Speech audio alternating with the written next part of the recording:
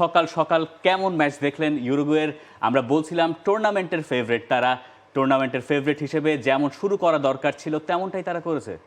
না, ডেফিনেটলি আপনি যদি হোল টুর্নামেন্ট দেখেন, আমার কাছে মনে হয় যে যারা ফেভারিট আমরা ভাবি সবাই কিন্তু ফেভারিটের মতোই শুরুটা করেছে, এক্সেপ্ট যদি ইকুয়েডারের কথা বলি। ইকুয়েডার হয়তো তাদের একটা ব্যাড ডে গেছে লাস্ট ডেতে, বাট আমার কাছে উরুগুয়ে তাদের যে আপনার স্কোয়াডের যে ডেপথ, ওই অনুযায়ী আমার কাছে মনে হয় যে স্টার্টটা করতে পেরেছে। এবং তাদের মেইন কনসার্নের যে জায়গাটা, যে তাদের main striker he is score goal Nunes, এবং লাস্টটা আমার কাছে মনে হয় যে 85 মিনিটসের পরে কিন্তু 3টা গোল হয়েছে, এবং নুনেস দুর্দান্ত একটা গোল করেছে, যেটা আমার কাছে মনে হয় যে উরুগুয়ের জন্য একটা বড় প্লাস পয়েন্ট হয়ে নেক্সট ম্যাচগুলিতে হবে। উরুগুয়েকে এগিয়ে যাওয়ার জন্য খুব একটা অপেক্ষা করতে হয় নাই, ফার্স্ট হাফেই তারা প্রথম গোলটা পেয়ে গেছে। ফার্স্ট হাফে পেয়ে গেছে, এবং যেটা ম্যাচ দেখেই মনে হচ্ছিল যে উরুগুয়ে কনস্ট্যান্টলি অ্যাটাক করে যাচ্ছে, মিডফিল্ড সেই প্রেসটাকে বাইপাস করে তারা কনস্ট্যান্টলি কিছু লং বলও পাঠাচ্ছিল মাঠে, এবং মনে হয় 20 মিনিটের দিকে তারা বক্সে প্রায় 9টা শট নিয়ে ফেলেছিল। গ্রাম পটাটা চিপস নাকি বিস্কুট খেয়ে বুঝে নাও। 20 মিনিটের ভেতরে 20 মিনিটের ভিতরে 9টা শট নিয়ে ফেলা, কিন্তু মানে সেটা আসলে বিএলসারই একটা সেই মার্ডার বল স্টাইলের football, high pressing, high octane football তিনি খেলছিলেন। এবং প্রথম হাফেই দেখি যে আমরা উরুগুয়ে প্রথম গোলে এগিয়ে যায়, সেখানে মাক্সিমিলিয়ানো আরাউহো প্রথম গোলটা, কারণ খুবই স্পেকট্যাকুলার একটা ফ্যাশনে গোলটা করেছেন তিনি। আমরা কি এই গোলটাকে এখনই বলতে পারি এই টুর্নামেন্টের contender, one of the best গোলের জন্য?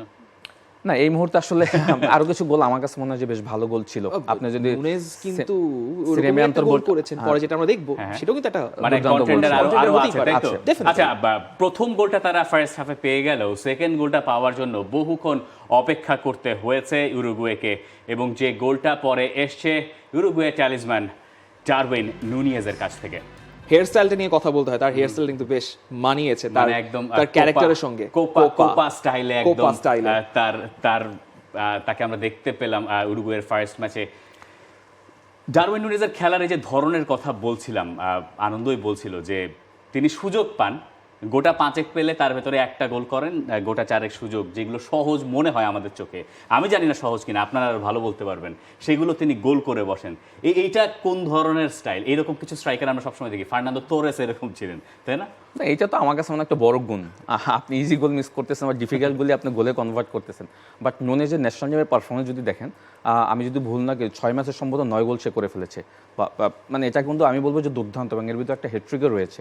প্লেন্টি অফ অপশনস, আপনি ফেদেরিকো ভালভার্দে থেকে শুরু করে আর সবার কথাই বলতে পারেন, উরুগুয়ের এই দলটায় সব জায়গায় অপশনও আছে। এইরকম স্ট্রং উরুগুয়ে আমরা বোধহয় সবশেষ 2011 কোপাতে দেখেছিলাম, যার আগের বছর উরুগুয়ে বিশ্বকাপে খুব ভালো করেছিল, মানে দিয়েগো ফোরলান্দের আমলের কথা আমি বলছি। এরপর বোধহয় এটাকে আমি যদি উরুগুয়ের সবচেয়ে স্ট্রং স্কোয়াড বলি, ভুল কি বলি?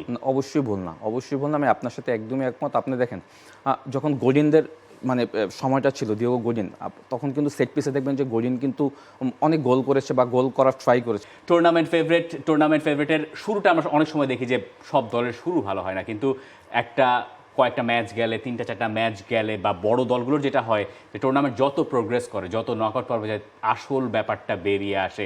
এই উরুগুয়ের কাছ থেকে তো আমরা সেরকম কিছু এক্সপেক্ট করতেই পারি। এই উরুগুয়ের কাছ থেকেই আমরা এরকম কিছু এক্সপেক্ট করে আসছি বলি আমাদের হাই এক্সপেকটেশনটা উরুগুয়েকে নিয়ে আছে। For more updates, subscribe to our YouTube channel and click on the bell icon. Follow us on Facebook and Instagram. Download T-Sports app to enjoy exciting games and highlights. Visit tsports.com.